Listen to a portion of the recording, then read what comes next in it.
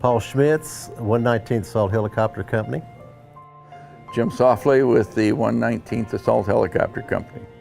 Dave Weissinger, 119th Assault Helicopter Company, 67, 68.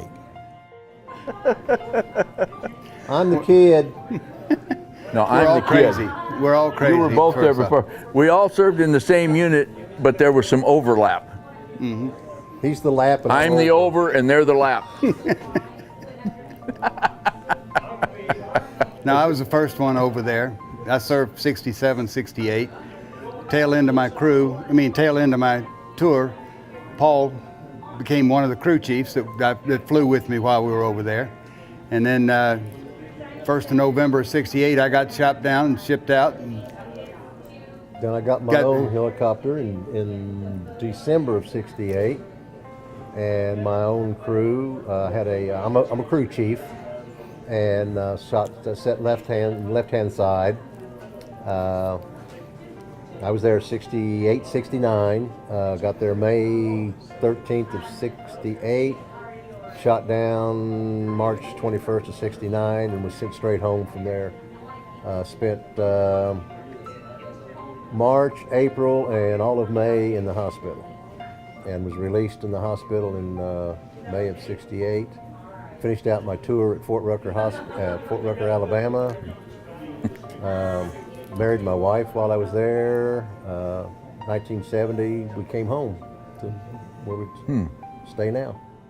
I was there 69 and 70 and served 365 days up to the minute. And flew gunships.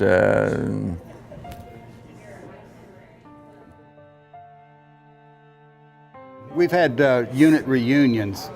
I had the first reunion for the unit down at my farm in 2002. Shoofly came down to the reunion, and we've been steady friends since then. Heck yeah.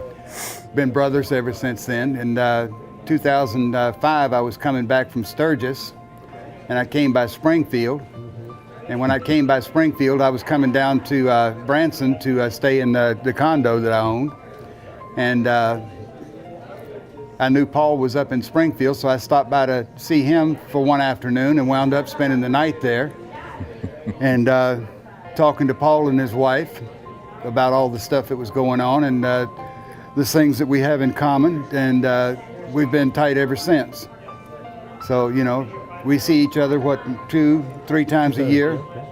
2 to 3 times a year, depending on the year. Sometimes I'm down here on the 4th of July, and sometimes I come in, a couple of years ago we came in September, and Shoofly came in with us. And we were down here in February where all 4 of us were together. We had Gene Touchstone with us also. Yeah. Which is his crew. Yeah. I missed the first year, but I've been coming every year since. So 6 years. My second time. And I've been here 5 times. I came here his second year. Second year that I was here. Yeah. Love it. We're having a good time. We always have a good time, though. Can I say in public what? No, just kidding. I'm from Springfield, little town just north of here. Yeah. You know.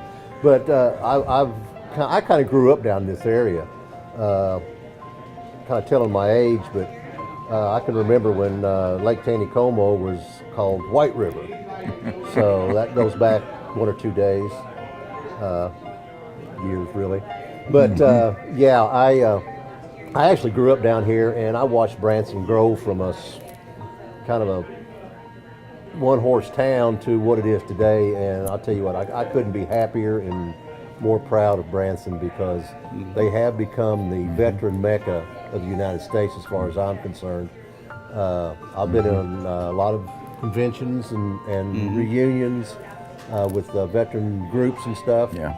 And for my dime, Branson's it. Yeah, Branson's the place. I mean, if you have any reunions you want to do, you have any gatherings you want to do with veterans, Chamber of Commerce down here works tremendously with the veteran groups and even the individuals. We've even talked about trying to get a small group down here, and depending on the size of the group, we can go through one area for 5 or 6, 7 guys, or we can go through another area with 20, 30, 40 guys. Yeah. So it's great. It's fantastic. Yeah. Oh yeah. Yeah. Not only other conflicts, but of the conflict in Vietnam. We were just talking to a group down there, and I had to get up and go to the powder room. I got in the powder room, met a guy in there that was a Marine, and we sat there and talked for 5 minutes in the powder room. So you meet different people who've done different things. You talk about the things we have in common. Because you couldn't get up. The Purple Heart, being wounded, etc. So we've all got a lot in common. Oh yeah, yeah. The thing I found, and I don't know, Shoofly, you probably experienced this in February when we were down here, but we were walking down the landing back in July. In February, it was just us 4, his crew chief and Dave and I, and our spouses, and even the fact that there wasn't anything going on, it was just 4 veterans walking down the street. I couldn't believe how many people would have run up and shake our hands, thank us for our service, Talk to us. and just, Especially the ask guy from questions and that stuff. the guy from that new store. Oh that, yeah, the All-American store. The Yeah. All-American store. He came up and introduced himself and His said wife, that he was new to Branson, opening this shop, and would really like to for us to come by, and we did finally this 2 days ago. Well, 2 days ago I took Paul over there, but I was over there in February of this year. I went over and found him and talked to him. Great shop, nice people, and he's got a fellow that works in the same shop with him, Tony Buckles, that has PTSD, and I sat and talked with him for almost 2 hours. So we find great pleasure in sitting down, talking to other veterans, and if we can help them, that's our, that's what really helps us. Helps us. We talked to one group yesterday for about an hour and a half, just standing out there on the landing at the Branson. So that's part of what we do. We seek out people that either are getting help or they don't know that they've got help to get. Point them in the right direction. Point them in the right direction.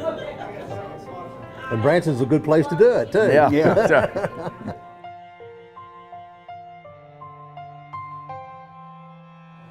Get it in writing if you want anything special. I'd say keep your nose clean, stick with a good crowd of people, and take your time. Go for education. If you haven't got the education, go for it. The more education you get, the better off you are in the military. The better off everything is for you, even in the military and or on the outside of the military. They got good education systems. They got good places to go to get different types of activities. Everything from training on OSHA to just college degrees. Yeah. And there's plenty of benefits out there. Once you sign up and do your tours, 2 years, 3 year, 4 year, 5 year enlistments, whatever it is that you do. Like you said, there's so many not entitlements, but benefits that you have joining the military, such as the GI Bill, getting a great education.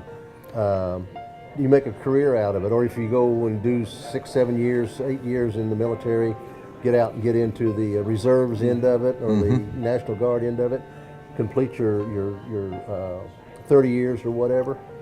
There's all kinds of benefits there for you. It's a good deal. I mean, it really is. And a lot of people, we were just discussing this earlier, about, guys are worried about, well, I don't want to go and fight because I might get killed, or I might get hurt, or I might get maimed.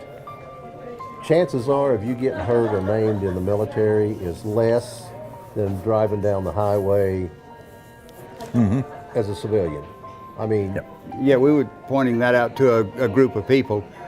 In the Korean War, it lasted for 4 years, and during that 4 year period of time, they lost 50,000 people. The Vietnam War lasted for like 12 or 13 years. And during that period of time, we lost 58,400 to 58,700 people that we've got listed as killed in action, etc. If you take a look at what's been going on in Iraq and Afghanistan, Iraq and Afghanistan combined, they've had over 3 million people go to each one of those positions. It's lasted over 10 years for each one of them. And guess what? They've only lost 9,000 people. Total. So you total. So you take a look at Vietnam, we had 2,700,000 tours served in Vietnam, and we lost 58,000 plus people. And you know, that comes to less than 2% of the total population being killed in action. You lose more people on the highways in the United States of that same age group due to car accidents and stupidity. So that's, you know, that's one of the points that we all like to make. So I would tell young people going in today too to make sure that you educate yourself on the systems, the rules and regulations, so that you totally understand what's going on and don't just believe what everybody tells you.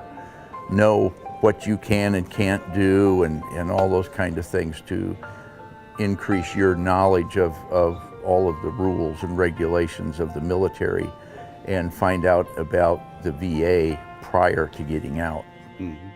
Well, that brings up another point too.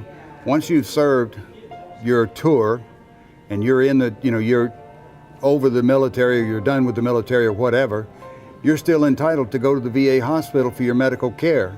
And today, with Obamacare and everything like that costing tons and tons and tons of money in order to get the health coverage, all you've got to do is go to the VA and you get your health coverage at no cost to you, which is something that the government has promised us in the past.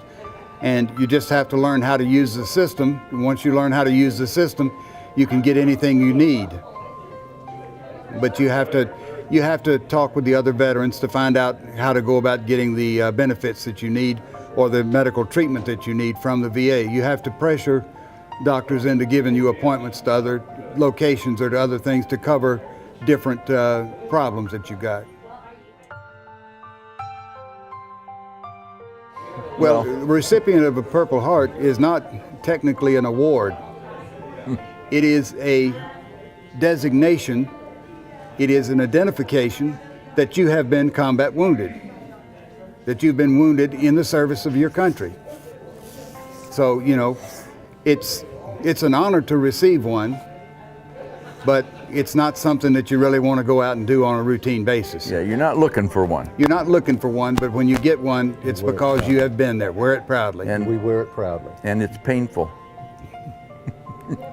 Still today. Also, too, a little known fact of the Purple Heart, of all the Purple Hearts ever awarded throughout the entire lifespan of the military of the Purple Heart, which started in 1932, less than 0.6% of all active members in the military receive a Purple Heart. Less than 0.6%. Of that 0.6%, half of those guys, their families receive the Purple Heart posthumously. So there's like 0.3% of us above ground walking around that receive it. And like Dave and Shoofly says, you know, nobody goes into war saying, hey, I'm going to go get a Purple Heart. But when you are awarded and do receive the Purple Heart from your combat wounds, we do wear it proudly. We do wear it with honor. So.